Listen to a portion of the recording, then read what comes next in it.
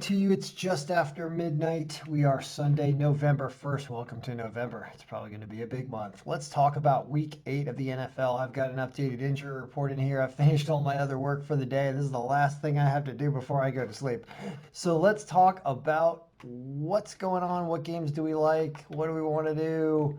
What happened Thursday? Thursday we hit the crapper. We thought that Carolina was going to win this game. Carolina did not put up points. Atlanta's defense, which is not supposed to be very good, somehow held up. So algorithm was wrong here, but whatever, that happens. You're not going to win them all. So let's talk about the other games going on here. By the way, I didn't like the officiating in that Thursday night game. I felt like they were not helping Carolina at all. So anyway, you got to watch out for that funny business. Same thing happened on Monday night. Bears did not perform against the Rams. It's not been a good week, but maybe Sunday will be better.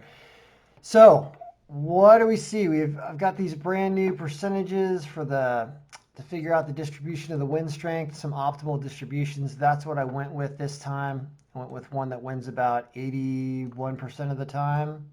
Yep, about 81% of the time I like this. It's got margin of victory. It looks like points per game is one of the least points per game and offensive rating tend to be some of the least significant factors. So more defense, more margin of victory kind of like shows a team knows how to win.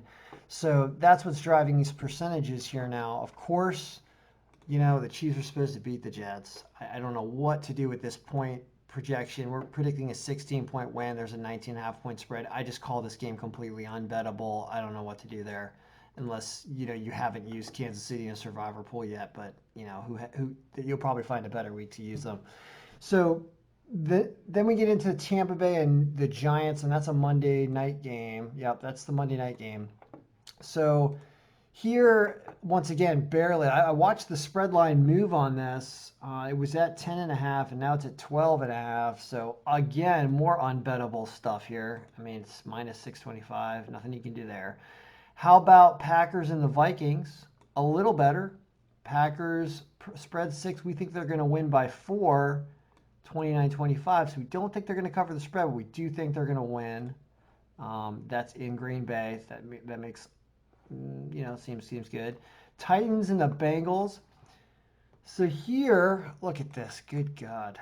Vegas is just making their lines based on this file sometimes. So it feels like 6, 6.5. What do you do here?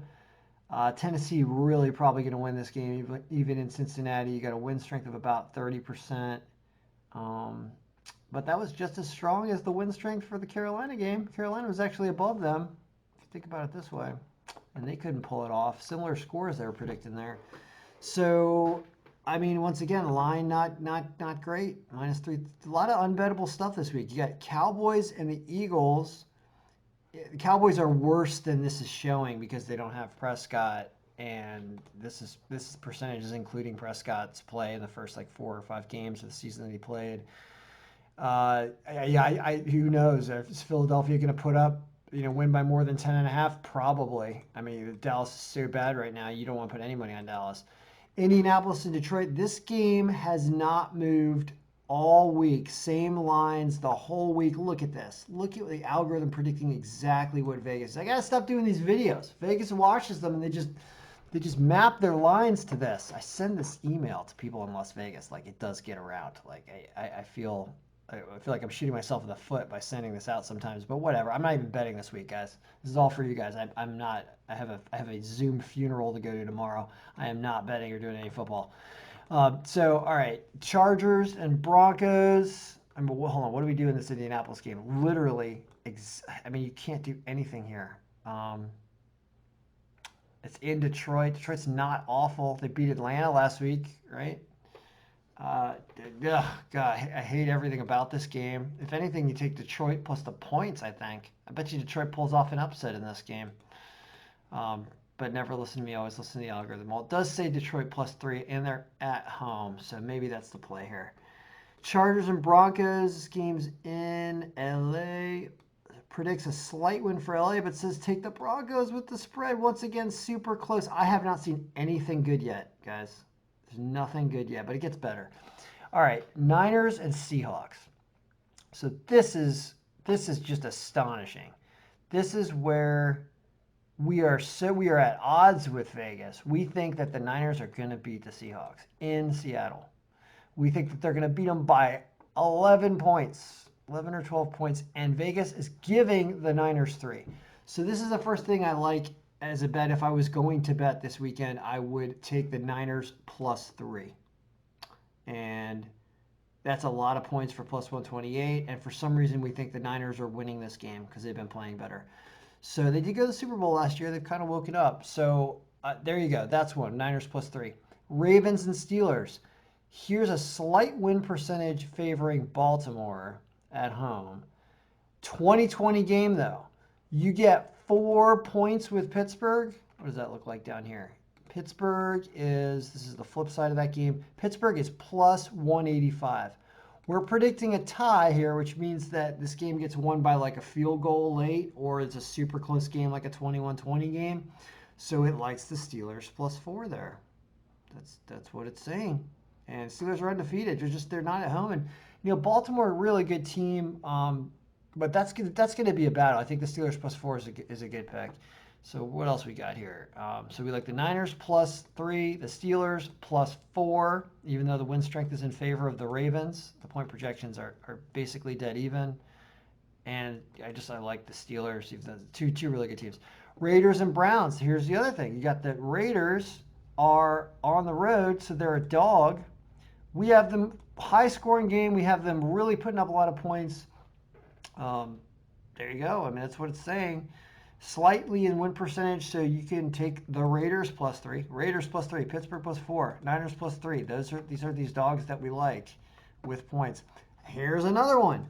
The Patriots are favored by win strength somehow and slightly favored by point projections. This game's in Buffalo, but I was talking about this. Buffalo's had COVID going through there a little bit also. I think that the Patriots +4.5 is another good pick here. We have them winning by 1.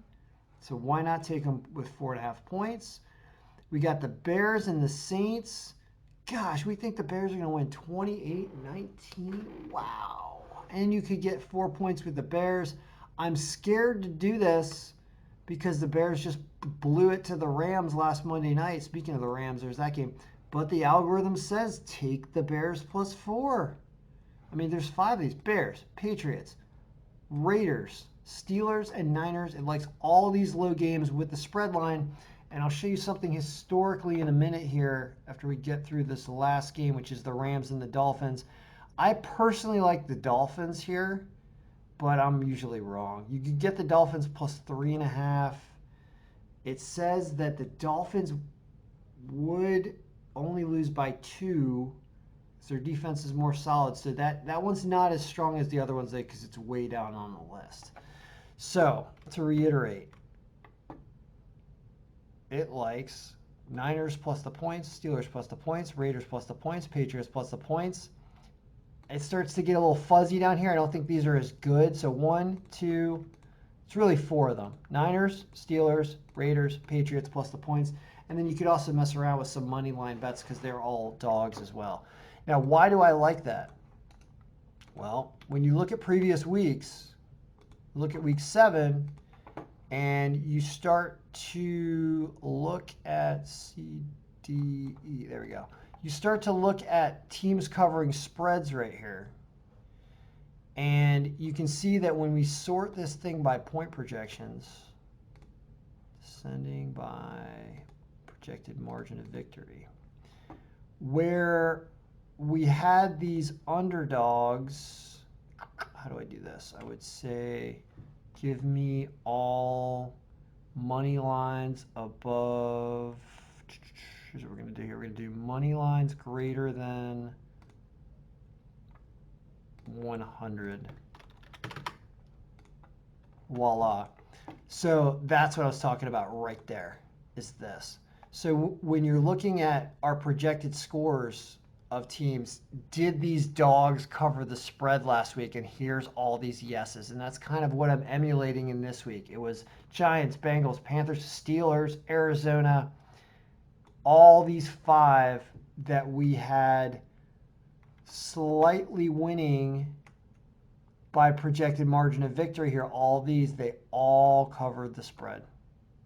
That's what I'm trying to get at, is that's the best paying option. That was the most reliable last week. How about the week before that? We had 4 of the top 6. Houston didn't cover against Tennessee, and why would they? But actually, there's only one here. Sorry, there was only one where there was a projected margin of victory that was over. It was just the Falcons over Minnesota. So that was the only one it really told you to take. The rest of these didn't have a margin of victory. Just keep kind of going back in time. Look at all these winning. Look at this. So what I'm doing is, let me just show you something here. I'm just going to line this up really easily like this. Let's hide this and zoom in. So what I'm doing is I'm saying in the week there was a projected margin of victory for the team. And when it's blue over here, that means that we thought this team was going to win. And when I said sort things that are money lines over 100, that means I'm only showing underdogs. Let me give you the money line again. Hide this. So, like you got these points. You got 4.5 points with the Bears against Tampa Bay, and apparently I think they covered in week 6, in week 5. This is really phenomenal. Look at this. How about if we look at the whole season? How does that work? I can't sort it right, so we have to go week by week, actually. But, we're hoping that in week 8, you get all those teams I just told you. It really likes the Bears, because the Bears are a dog. Who are we missing here? Steelers? Yep. It likes the Bears too, plus the points, plus 4. So think about that. It's trying to hit all this, right? 7.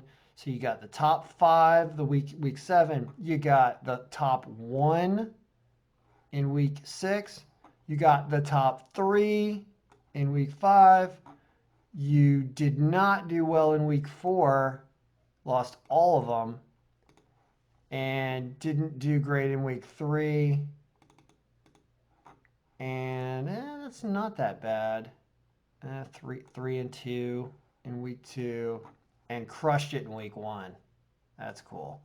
So let's see if we can have some more of this, and in week 8 catch these 5 with the points over here.